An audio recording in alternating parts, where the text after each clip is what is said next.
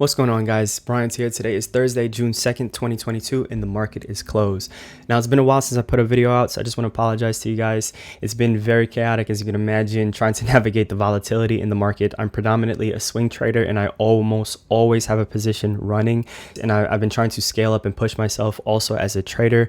I came into this year with certain expectations and goals regarding how I was going to manage my trades, meaning I was going to cut down on my day trading, focus on swing trading, and little did I know that the market we were going to enter some sort of crazy vortex of a negative gamma market with a lot of volatility, VIX spiking, VIX dropping, VIX spiking, while I'm mostly swinging a lot of non-directional spreads and things like that. So it's been pretty chaotic and it's been pretty draining, but I want to lead that into something that's pretty important in this video. Now, as a swing trader, I'm looking for generally large moves, and I don't really pay that much attention to intraday trades, and I'm not entirely sure why there's this. Actually, I have ideas, but I don't know what the entire fixation is with day trading and scalping when there's so much more money to be made in the larger time frames. And I've done videos in the past on this channel regarding swing trading and certain confluences and things to look for, but the way I approach the market now is a lot less on just traditional TA. It's a little bit more of stats, a lot of common sense, a lot of importance on risk reward, as well as looking into macro thought processes behind certain things. So we're going to be talking about AMD, and I think if there's enough time towards the end of the video, I'm going to jump into something on Amazon, and I want to walk you guys through a trade in which I took here. It's one of the bigger trades for the year. I'm going to talk about a trade in Tesla, I believe, a little bit later, as well as Apple and some large opportunities, because if you've ever talked to me on a one-on-one or you're a quant trading app member and you've been on some of the private webinars, I've talked about throughout the year the mega caps or the large caps or anything that's in the S&P 500 that mostly trades, so the high beta names. So we're just looking at Apple for a second, because I kind of use this as a proxy, as a high beta name. It's the largest influence on the S&P 500, and I've talked about in the one-on-ones for the quant trading app members, or I don't think I've put out a YouTube video on this subject material, but I will talk about this a little bit more in future videos also. The market really gives about 10 solid big moves throughout the year on a solid year, and again, using Apple as a proxy, let's just count the large trades from last year to here. That's the start of the year, and this is the end of the year. If we take a look at the really clean trending moves here, we can say that this was really one nice big move. And let's just count the bullish trades. So we have 1, we have 2, we have 3, we have 4, we have 5, we'll say we have 6, and then we have 7, and then we have 8. So 8 really solid, clean, big trending moves, where Apple moved more than 5% or so. So that's 1, 2, 3, 4, 5, 6, 7, 8. And then let's count some of the bearish trends. 8. So then this would be 9, this would be 10, this would be 11. So 11 really clean big moves. Let's just round that down to 10. So we have 10 solid trade opportunities last year on Apple, and I'm talking about big moves. And if you're an options trader, that means each of these moves will essentially about anywhere from 500 to 1,000% returns if you're able to obviously like fully capitalize on these type of plays and really manage them well. But that's a lot. And now if you're managing or you're monitoring, we'll say 10 tickers, right? 10 is your primary watch that you always focus on, which is most people. You have SPY, you have Apple, Tesla, Amazon, Nvidia, AMD, Facebook, couple probably micro mid caps that you probably trade also. If you have 10 and there's 10 trade opportunities, that's 100 big trade opportunities that you're going to have in a year. And if there's 253 or 254 trading days in a year, or maybe 255, I don't remember exactly, but we'll say 254, and there's 100 really big ones. And each of these, if you were to take, we'll say 100, and you have a 50% win rate, right? And you know how to manage your risk pretty well, and you're talking about anywhere from 500 to 1,000% returns, you can produce an annual salary just from taking 100 trades throughout the entire year, guys. Like, this is not something that I think people are fully aware of, or everyone's obsessed with trading all the time versus sitting back and looking for this. My objective each year is always to cut half of my trading down. So if I end up by the end of this year, taking 600 trades, it means for next year I would like to only take 300 trades. In the following year, I would ideally want to get down to the size in which I'm only trading 150 trades in terms of directional trades. Non-directional, market neutral strategies such as iron condors and iron flies, I would ultimately always want to be running something like that in the SPX, trying to capitalize on theta decay. So that's a little bit different from directional discretionary trade setups or anything like that, right?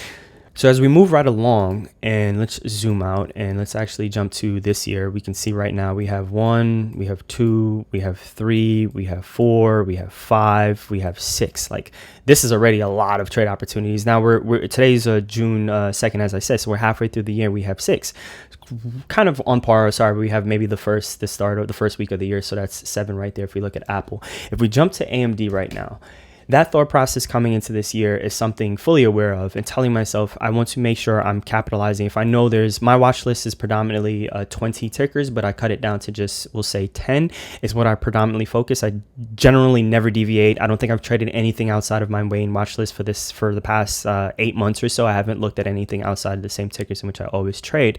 So I'm generally well aware of when they're likely to make some sort of big move. If we jump into AMD here, I took a trade on AMD at this point back here. Thought process being that AMD was going to be over 100. Now, 100 was a very key level for AMD. There was a lot of fundamental reasons behind it. There's a lot of technical reasons behind it. There's a decent amount of quantifiable reasons behind it. I'm not going to get into all of the reasons because I'm trying to keep each example pretty small as I talk about an overarching, maybe philosophical approach to trading that I think would help. As I'm talking to a lot more traders on a one-on-one basis, I'm realizing we know the data and we know the stats behind day trading. It's not viable as a long-term strategy for most retail traders. We say, like, if after every 3 years, every retail trader, gets cut in half, and after 5 years, I don't know, it's like 95% of them or so it fails. It's just like any other business opportunity. 95% of restaurants are more than likely going to shut down within 5 years. Same thing with business. If you open up a business trading and you consider it as a trading business, 95% of the time, if you're a day trader, you're going to end up closing up shop within 5 years. To beat those statistics, you can just reduce the frequency and go against the grain in terms of what is everyone else doing. Now, what people are not aware of is swing trading. Obviously, it's not glamorized as much because it requires a little bit of patience, and it doesn't play into that human necessity out of always doing something and feeling this need to be flashy and, oh, look at how I can scalp and I can do this, yada, yada, yada, where you can generate the same type of income. Or if you have a job in which you make $60,000 a year, if you would ultimately love to leave your job and become a full-time trader, it doesn't mean you need to take 6,000 trades in a year to try and make $100 a trade to make your $60,000, because the stats are actually against you. You probably won't ever statistically reach that type of goal. And 60,000 is, I'm just using an arbitrary number there, but let's just say it is a lot more realistic to obtain $60,000 in a year from swing trading if you know what to look for.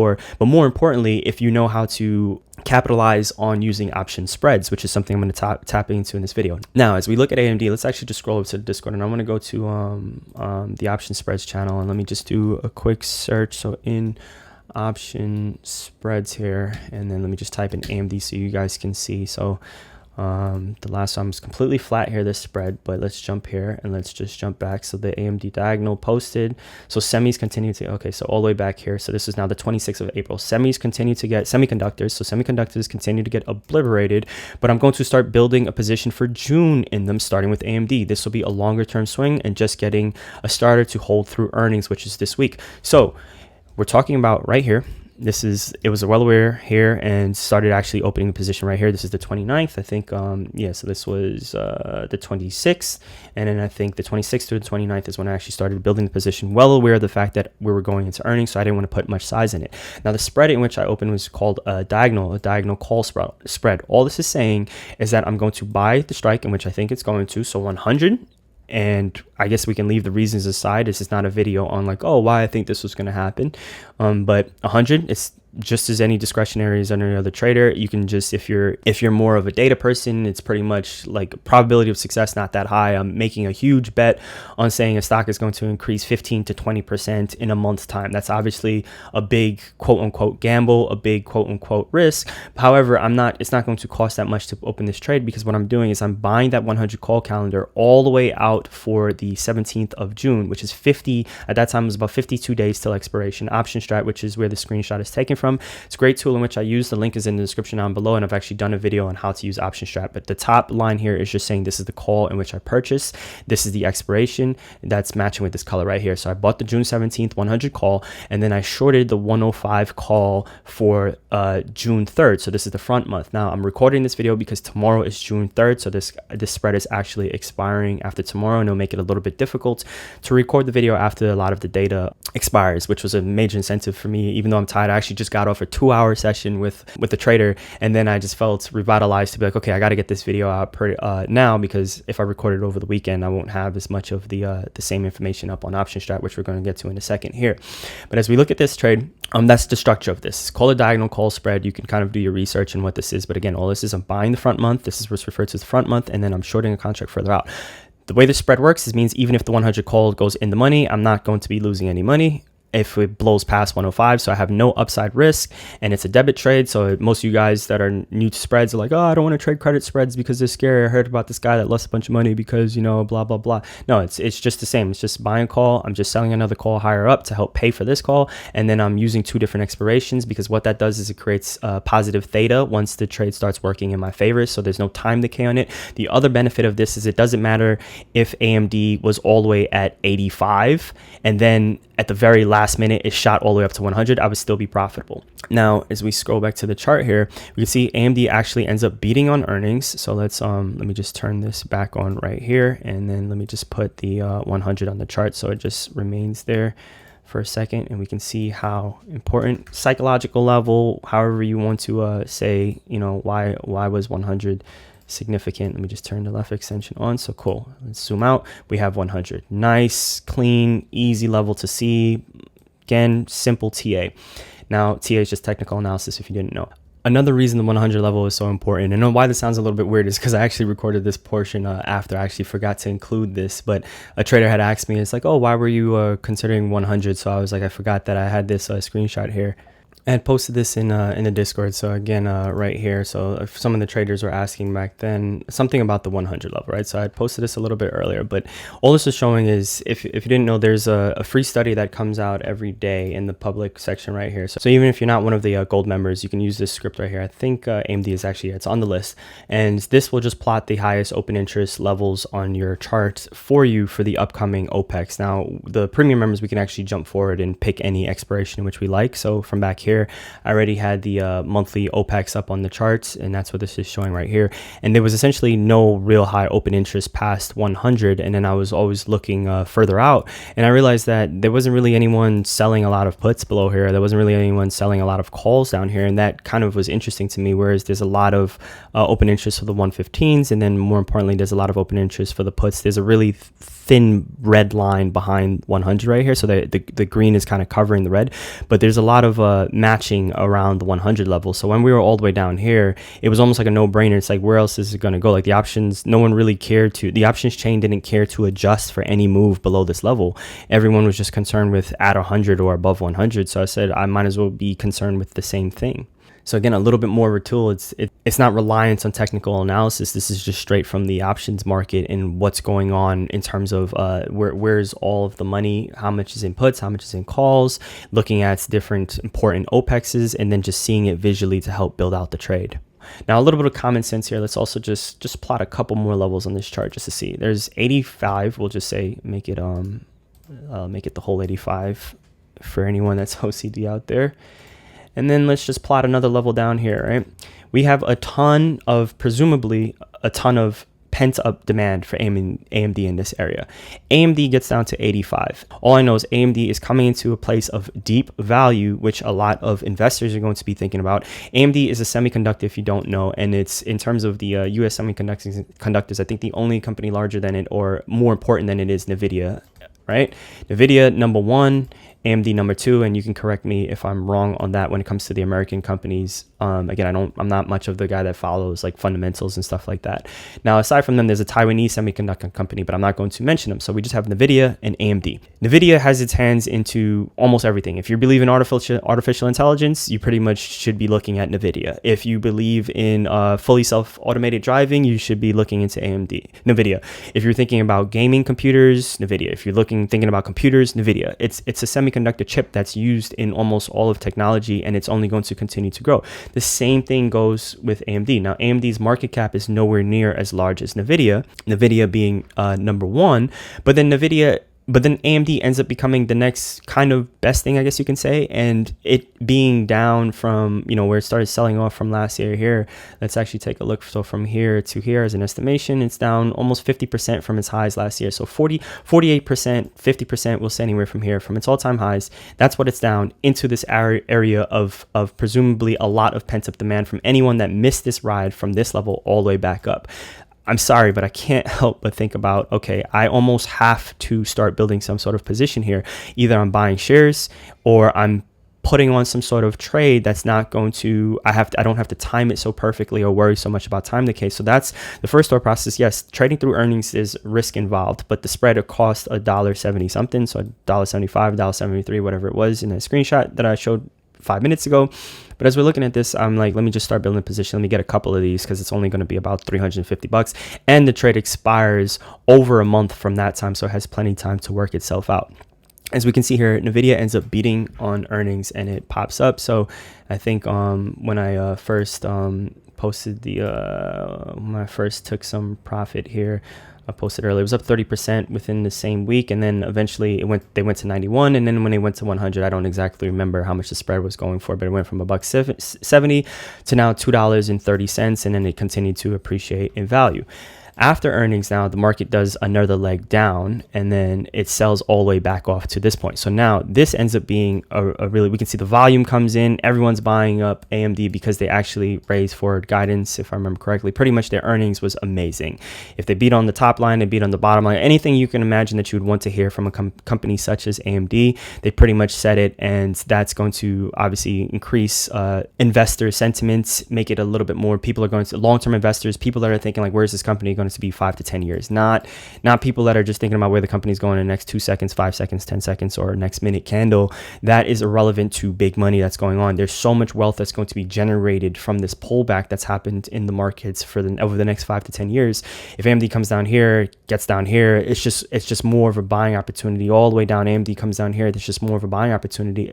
All it has to do is just retrace maybe 50% from its all-time highs. If it just got back to this level, back to the 200-day moving average, that's enough to generate enough wealth for a position size of millions of shares. I will also be doing a video pretty soon on just cost basis. It's something I've been explaining to certain traders about why if you're a money manager, you're a hedge fund manager, and you're managing millions and billions of dollars in assets under management, why you're not concerned about timing the bottom or timing the top, like all of that type of stuff. I think it poisons the trader's mind when you're just thinking about, oh, this is exactly where the market's going to turn, and there's so much speculation and so much opinions involved, where it's like the billionaires or the people that are really managing a lot of assets under management, that's not the conversations in which it's really happening. It's just like entertainment on CNBC, it's entertainment that's on social media, it's entertainment that's on YouTube and a bunch of other places that I try to steer clear of, and just keep a more balanced level head that's going on, and understanding like what's the opportunity presented in front of me, not only for the day or the week, but also what's the opportunity or what's the thought process behind someone with $1 billion. What are they thinking if they're involved in the markets? What are they thinking is their outlook on the next 3 to 5 to possibly 10 years? Even if I'm just planning to be in the trade for, say, for example, 1 month, right? So if we come down here, better opportunity being here. So let's jump over. This date would be the 9th. So let's jump to option strat, and let's actually pull this up right here, and we can see how is this trade going for. So I originally opened the trade, it was around here. So $1.70 something, in this vicinity here.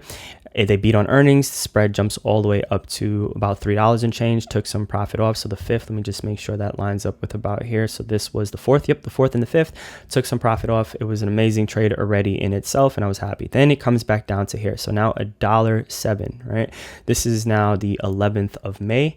Let's actually just jump over to this chart right here. So this is just a screenshot from Quant Trading App, which is a platform in which I'm the lead developer on, and it generates these levels every week for us to have an idea to where to potentially buy or sell, and using other confluences and things like that. But this video is not about Quant Trading App or this. So if you're just curious, that's where this chart is being generated from. So I just jump back. We can jump back to this any single specific date. You can also go to a table which will show the previous historical levels and how it had closed, where what the algo was expecting it to do, where it actually ended up closing, and how is it doing, and we can jump back to previous years. So it's a little bit of a 30 seconds there on that. So that's what we're looking at. So AMD then comes back down to what's referred to as the buy zone for the quant trading app members, and we get a notification whenever things hit the buy or sell zone. So this is kind of just running throughout the day here. And I get this notification, it's back down to buy zone. I'm just like, amazing. I'm just going to get back in the same diagonal that I had, because now it's actually a little bit cheaper. And if we come back to option strat here, so we're talking about now building a position in here. You guys can already see where I'm heading with this, what it's going for right now, right? And the way this spread is structured, again, we're talking about a swing trade. I'm already thinking 30 days, 45 days till expiration. I've held spreads for over a quarter. I've held options for over a quarter. It's just the thought process behind knowing, if we look at something like this when it was first, let me just go back to the beginning here, and let's jump. I think where was the first screen? 36 days till expiration. We come to here. So yeah, so 38, 39 days till expiration. The back month, as you can see, is 50 something days till expiration. The thought process here is saying AMD value for it is $100. That's my own reason.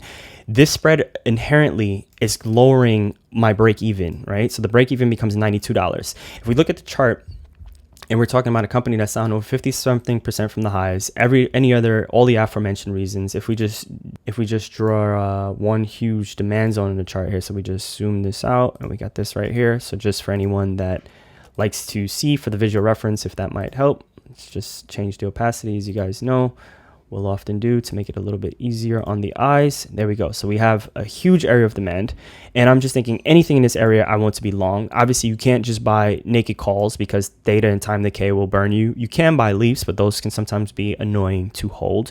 You can buy shares, but obviously if you don't have a large account, or you don't have a ton of money saved up, it's very difficult to scale into a bunch of shares to make a trade like this, a move like this, worth it. Now the move to 100 from this area to here is 15-16% increase in the company, and then all the way up here we're currently up about 25% from those lows. So that's a nice return. Again, you have 100 grand, you put 100 grand in that, you're up 25k on the month, or on 35 days of trading right there. But not everybody has 100 grand to just throw into AMD.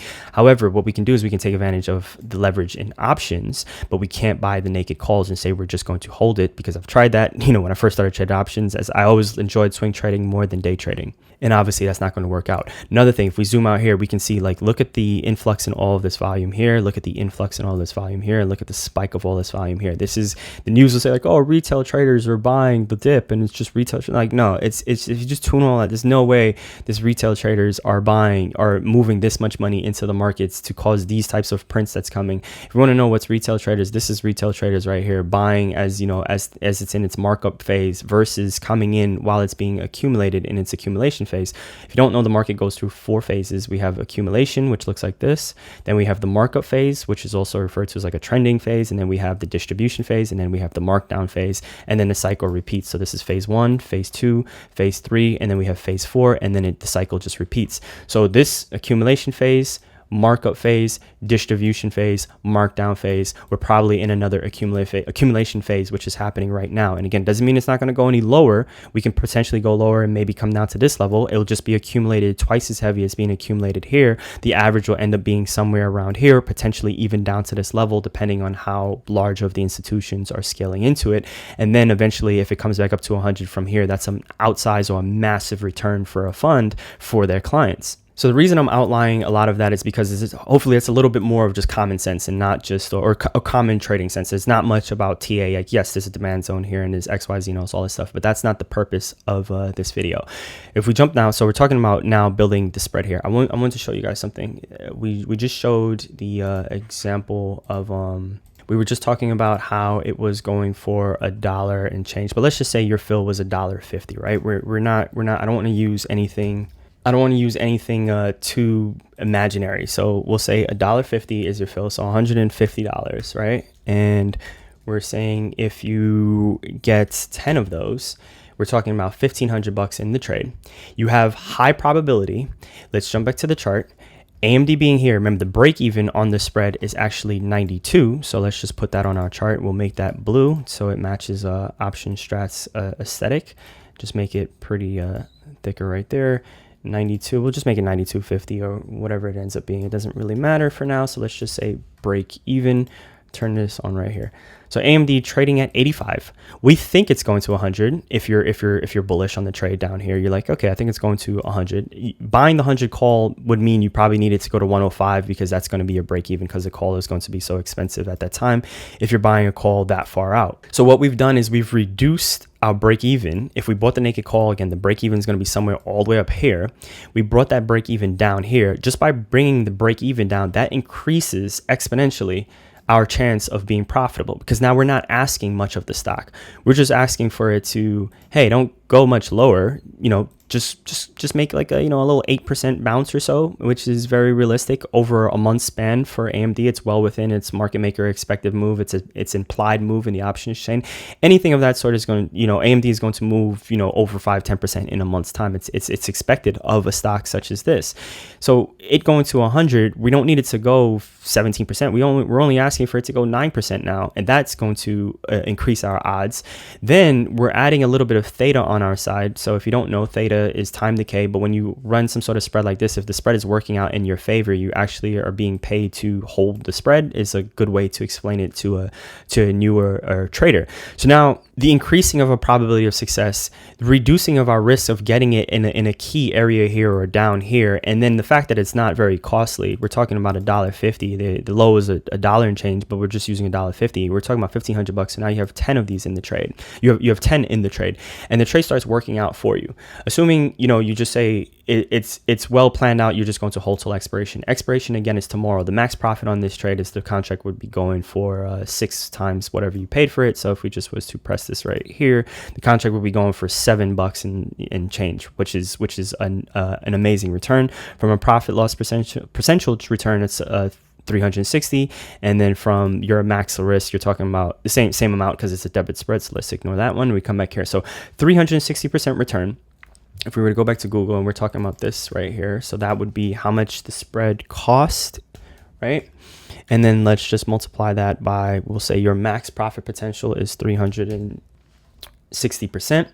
Now we're talking about $5,400 is how much you're making on one trade, one swing. Now, we talked about in the beginning of the video, there's probably about 10 of these per main high beta stock. If you keep your watch list down to 10 and you have 10 opportunities you're looking for out of 100, assuming you don't catch all of them, right? Or assuming you catch all of them and your win rate, you actually only end up being right on 70 of them.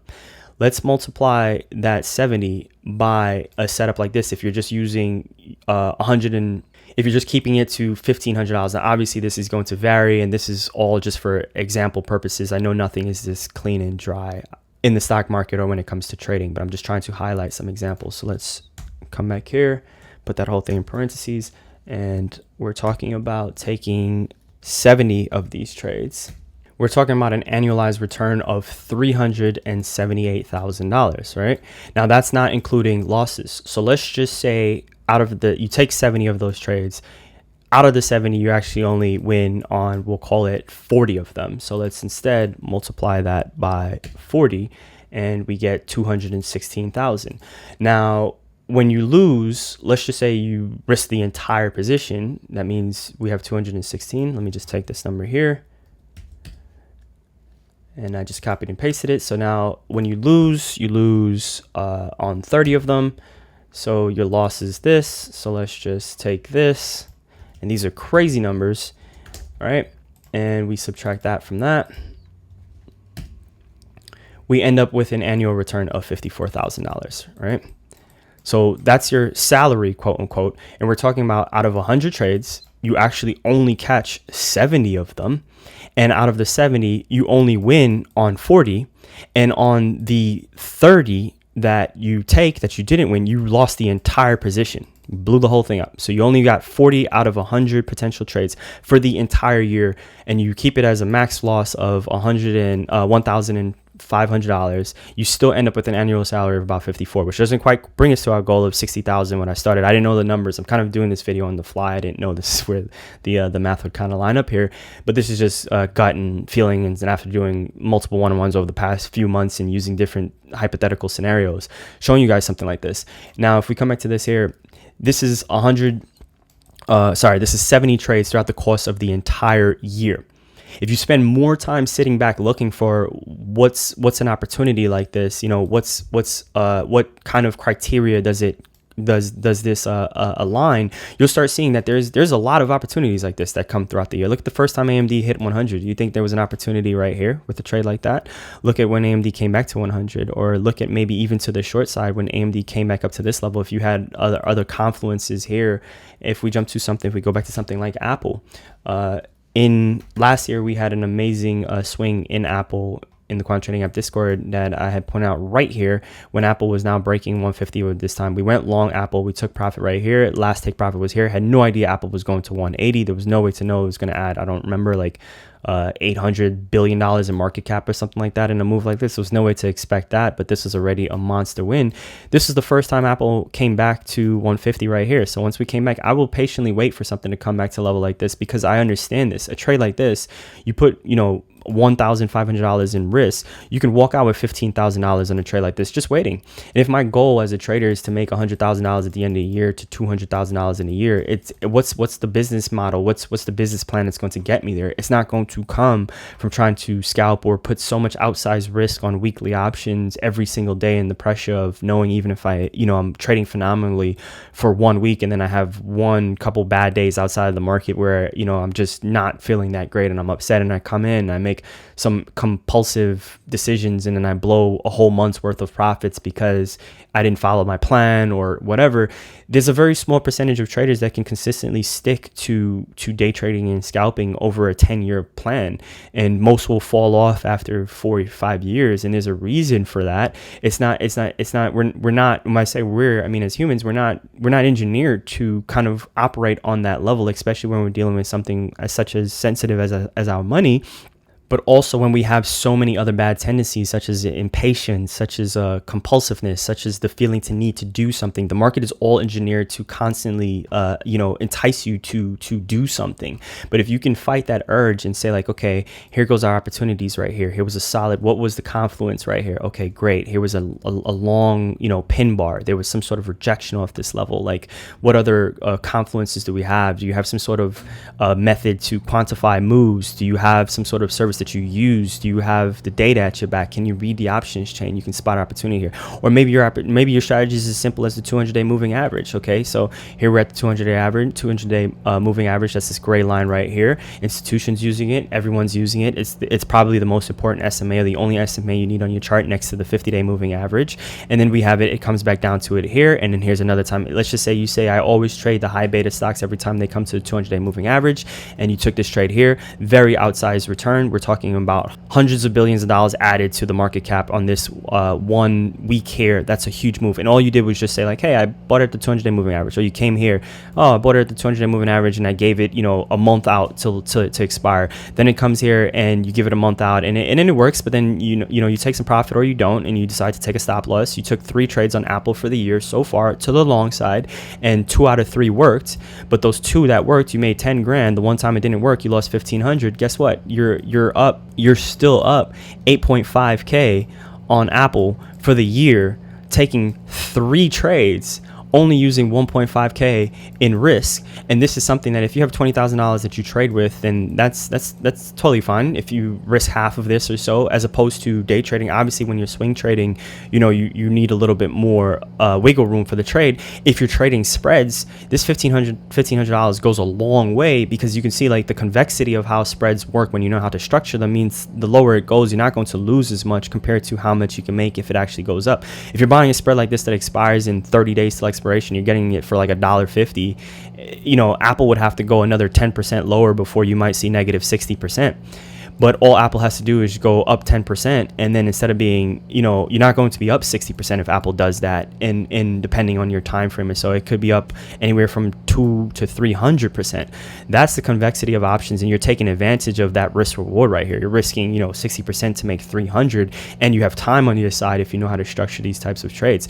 This is not talked about that often. It's not enough content on here, and it's actually I think I'm hitting a point where it's getting a little frustrated because of how much money retail traders are losing, and it's kind of like the joke amongst professionals, or the joke amongst hedge funds, or the joke on the news, like the subtle jabs at, oh, Main Street versus real Wall Street, and the back and forth. And it's just like, no, it's like, cut a lot of the noise out and just look at what's in front of you and try to make trading a little bit easier for yourself. Take the time to actually study and learn how to structure these types of spreads. Have a little bit of patience, and then have a little bit of conviction behind them, and don't take on too much risk. Obviously, you can run a credit spread. You can, sell the 85 put and then buy the 70 put and tell yourself you're going to hold that, but maybe that's too much risk for yourself because it's hard to hold something like that. So then don't run credit spreads. I don't personally like running put credit spreads. I'm very picky or particular about when I run those because they make me nervous still. It's just I love finding spreads for about under $5 that are going to be going for $30, $40 if I'm right. That's more so the criteria in which I look for. It makes me feel a lot more comfortable and just sizing up into those. If we come back to the Discord here, and let's just see. So by the time I went completely flat, now I'm not completely in the trade. I believe I went flat around like 200 or something %. So because at this point the market was starting to look a little volatile and rocky. So if you're curious, or if you're going to ask in the comments down below, am I still holding? I do wish I still had one runner on the trade, because it would have been nice to show you guys like my current risk profile, how it's going. But I left the trade running here on Option Strat to be able to do some sort of video on this, and I was planning on doing a recap on some of the biggest trades in which I've had for the year towards the summer when volatility calms down. But I'm showing you guys, if you don't know this, the diagonal call spread is just one example. So to conclude this video, I want to show you guys one other example of a company right here in which I let a little bit of impatience get to me, and I guess it was a little bit of greed. Actually, same thing kind of happened in the SPY for myself. I had a lot of reasons to believe we were going to get a huge bounce going into the June OPEX. So if you don't know, OPEX just stands for options expiration, and we had a lot of confluences as the quant trading app members. If we jump right here, and sorry if I'm talking pretty fast, I'm just trying to cover a lot, and I know this video can easily be 60 minutes long. I just want to make sure it's under the 45-minute mark. But if we jump here, this is just a screenshot from the quant trading app platform here. This is a post in which I did. So the screenshot was taken on Friday, May 20th. This is the S&P 500, the SPY, the ETF, and then this is just for this June OPEX right here, how much premium was in the options chain. There was 47 million in puts and 3 million in calls, significantly imbalanced. This is something that a lot of the traders within here already know or understand. If we actually go to the options right now, just so you guys can see, what happens is the market will generally balance itself out going into large OPEXs. So let's go to the SPY. And then let me just change this so the colors just match as the screenshot. And then let's actually scroll down right here. So first of all, the chain right here, so you guys see, is $103 million in puts and $68 million. We'll just round this up in call premium. If we jump back to the screenshot here, you guys see how crazy this was. It was over 200 million in puts and only 32 million in call premium, right? Not going to explain all this in this video. I think I have another video on YouTube in which I've talked a little bit about this. It was going into the March OPEX, so it was a recap of the March OPEX, but that's completely insane right there. And then this is also completely insane. So we already know when the move's going to happen. Like, most people can say like, oh, I think the market's going to go up, but not knowing any idea when. If you trade options, there's so many ways to take advantage of this. Like, so it's an amazing edge when you're aware of little neat things like this. And you can get this type of information, I'm pretty sure, elsewhere. If we jump back to this right here, and we look, so you guys can already see it's kind of balanced out. Over $100 million in puts have kind of come out of the market. Things are getting a little bit more of a balanced state. But now if we scroll down here, we see now it's relatively balanced. Like, there's always going to be a little bit more put premium, just because people are usually buying. There's more open interest in puts. People are usually willing to pay a little bit more for hedging and protection and all that jazz. So we see a little bit of a balance. But that's $45 million in put premium that's kind of been sucked out of the market, and now we only have 14 days till expiration on the strike price. So I already knew when the rally was going to come. That added to a little bit of the reason as to why I said, when I structured the AMD trade, I said, this is a swing into June. It's because expecting AMD to be over 100 by June 3rd at the start of June. And if it wasn't, I was just going to hold the June 17th calls naked, because I would have purchased them for a cheaper price because of the way the spread was structured. Now, if we come here, so aware of this, if we jump back to Amazon, the entire market's selling off around here. This is all around the same time frame. I'm like, hey, I want to get long Amazon, and I'm thinking Amazon, it gapped down, unprecedented gap down. There was not, the market maker implied move was not expecting this. There was nothing to indicate that Amazon was going to go this far down, much less sell off this far down even more. So I had, you know, my own conviction, or I had my own reasons to believe Amazon was going to go to 2600 is where I just thought naturally it would come back to. That's just the way the market generally works. This is a good company. It's not like they're not a, you know, some meme stock. They're not a garbage company. This is Amazon, one of the largest companies in the world, and they're not necessarily going away anytime soon. Doesn't matter, bear market, bull market, it doesn't really matter. Amazon is still part of what a lot of people are using right now. So if we look at this, and I'm like, okay, so we'll see 2600. The problem that I made with Amazon, if I was to jump right here and just see, I want you guys to see, no, is there enough time to get in those Amazon columns? So this is the mistake in which I made on Amazon. I got a little greedy, got a little cheap with it. I wanted something, you know, that could make thousands of dollars using almost no money. And the problem is I went with May 20th as opposed to going with June. If I did the same thing that I did with AMD, and I went with the same expirations that I went with AMD, we can see that tomorrow is now the June expiration. We can already see where Amazon is. It's now at $2,500 versus $2,600 is where I was looking for, but I probably would have went with something like this or this. It doesn't really matter because there would have been more time on my side.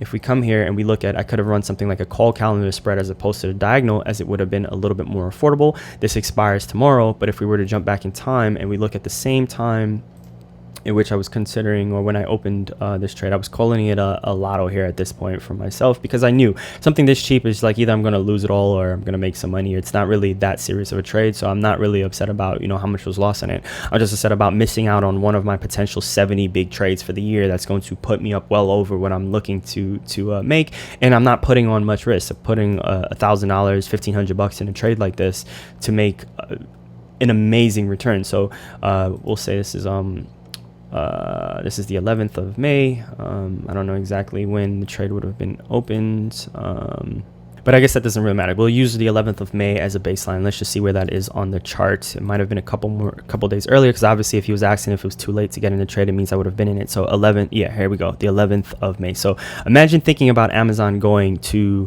before anybody else. Amazon's going up to here at this time when everyone's still trying to trade puts. Everyone's following the trend, blah blah blah. Everyone's saying like, oh, the market's crashing, and you're here and you're like, no, this is a great buying opportunity. I know what's going on with the imbalance in premiums going into a quarterly OPEX. There's so much put premium here that's probably going to come out of the market. XYZ, I have the macro thesis, and I'm thinking about this vicinity here. Yeah, I can probably just buy that $2,600 call, but that's going to cost an arm and a leg for something like Amazon a month out, and all Amazon has to do is just go down one more day. I'm going to close it. But if I could find something going for like $5 that has an insane convexity behind it, meaning I don't have much downside risk, it would have to drop another, 30%. I mean, the company would have to drop another 10% for me to see a negative 25% on my P&L or something like that. Can I find that opportunity? Because I know it's going to be a comfortable hold and I'll sleep well at night. That's where this calendar comes into play, and we're talking about the 11th. So if we scroll into here, so around this time frame right here, here's the 11th. So we're talking about between $9 and $4, and I believe at this time too, it hit the quant trading app buy zone. So we're getting a notification from the algo. It's like, okay, here, Amazon's a good place to potentially look for it. Granted, it was saying this would have been a good place to obviously get Amazon here because it's selling off way past in which it's selling off. So even if you open up here, not much harm when you're running these types of spreads, but that's why you want to look for some sort of other confluence. And if we were maybe just keep it simple and just add one other level on a chart, you say like, hey, anything below 2200, I'm going to consider getting some sort of a trade on Amazon. And maybe what's another ridiculous level? Oh, 2300. Good. That took not even 10 seconds. I got 2 support lines on my chart, deep support lines. Amazon selling off. I have a little bit of confluence. We know we have some sort of catalyst coming up. There's a stock split, so just adding more fuel to the bigger, larger trade idea. Then if you're patient and you see some sort of pattern on a chart, here's a doji right on support. That's just traditional easy trading TA 101. But we're talking about getting, let's just say you got in a little bit early. We're talking about getting, anywhere from here, you get a 2 of these. Let's just say your average ends up being around $7-8. Look at how much this trade is going for. This trade is up with 2 of these around this span here. You're up over 10K. That's one trade. So between AMD and Amazon, we're talking about being up almost 20K on 2 trades. using less than $3,000 in capital. Risking, if you're risking the whole thing, that's up to you. Now, if you have some risk management in place where you say you risk 60% in the trade or whatever, so if you have 1,500 in the trade, you cut it, you'll save 400, so you'll just take a $900 hit or something like that. Whatever works for you, or if you can then trade some weeklies to reduce your cost basis or something like that, totally up to you. There's so many different ways to trade and manage your positions, but the objective here is how can you find these types of opportunities and not have some YOLO, some sort of no plan, some sort of ridiculous trades, and put more on these and tell yourself, hey, I'm going to get at least 100 solid opportunities. I want to be able to at least identify 70. I'll probably, if you're new to trading, you'll probably be able to maybe spot 50 of those. There's 255 trading days in a year. You don't need to trade every day.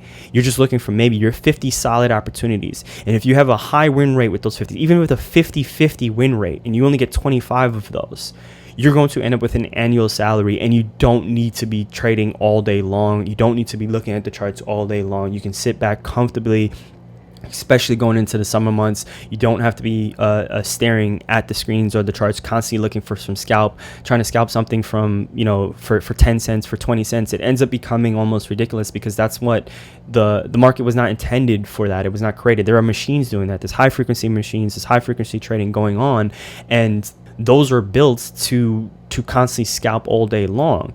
Now, for us as human traders, we can identify these types of trades. We can sit back and we can think, because what we can do is we have a little bit more cognitive thinking abilities and a little bit more critical thinking abilities as opposed to a machine, whereas a machine can constantly see the scalp between the bid and the ask and the spread and things like that. But this, guys, I'm just trying to expose, and the video might seem a little bit random, but again, I haven't released a YouTube video. I think it's been about a month now, but I've done a lot of private webinars, or I've done a lot of sessions with Quant Trading app members, and I've been talking to a lot of traders, all the while trading every single day while working in the algorithm, coding, and trying to release new updates, as well as make the platform a little bit better going into Q2 and Q3, as I'm looking to make things, build the tools to make it a lot easier for people to make very educated swing trading decisions. For scalpers, there's still a lot of opportunities, but really build this and try to drive this home, because again, you start nailing this, you'll realize that you can actually trade full-time for a living and still enjoy your life. So hopefully this video helps. If you have any questions, leave the comments in the description below. If you want any more information, the link to the Quant Trading app Discord is down below. I'm the lead trader there. And so again, hopefully you guys learned something. Catch you guys in the next one. Share the video, like it. Peace.